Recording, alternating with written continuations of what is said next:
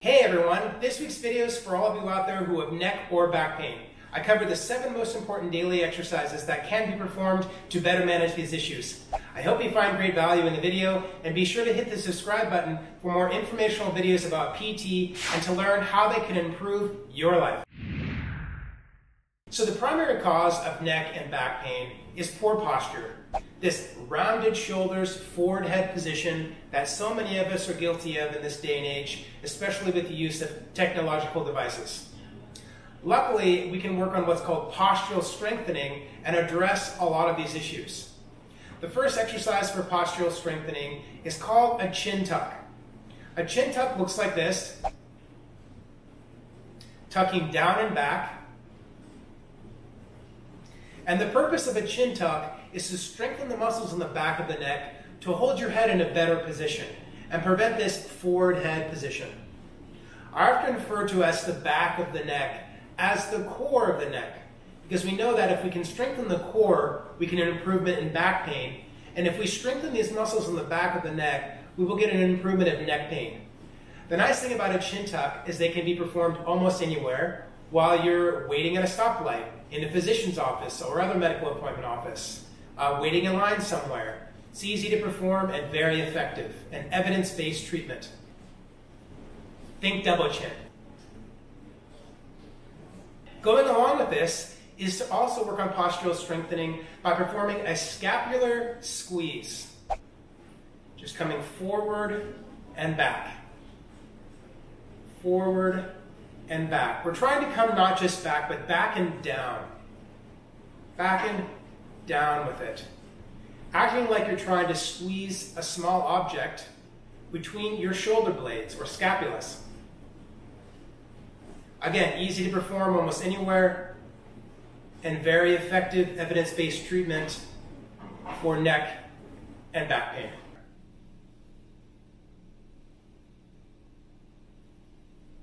And what we want to stretch is the chest, or the pectoralis muscle group.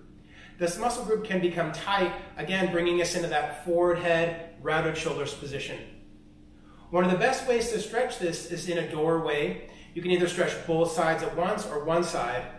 But if you don't have access to a doorway, just stretch with your hands behind your back, opening up your chest.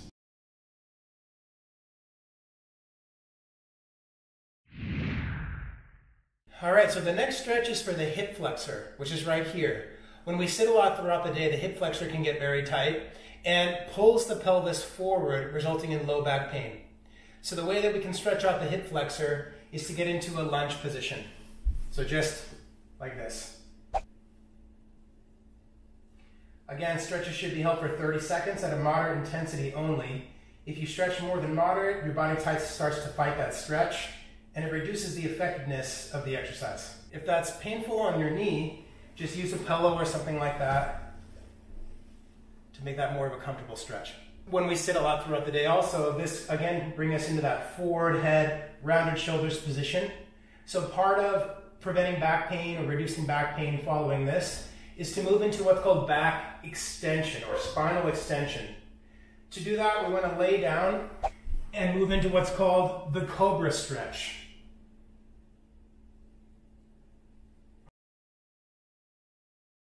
Similar to how if the hip flexor is tight, it'll pull our pelvis forward, resulting in back pain. If the hamstring is tight, it'll pull our pelvis backwards and result in back pain. So the hamstring can also become quite tight when sitting throughout the day. So there's a lot of different ways to stretch your hamstring. My favorite way is with a strap to isolate the hamstring more effectively. So to do that, we just want to lay back, raise that leg, and hold for 30 seconds. And you want to stretch both sides.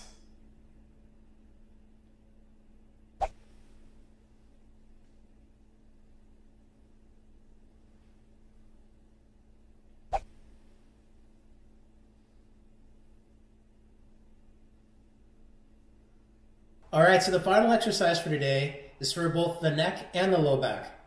To do this, you need my favorite piece of exercise equipment in physical therapy, a foam roller. You can use one that's shorter like this, that may be easier in the home or the office, or one that's much longer that you may see in gyms. To do this, we want to place the foam roller directly behind our mid-back or thoracic spine, and then lay back.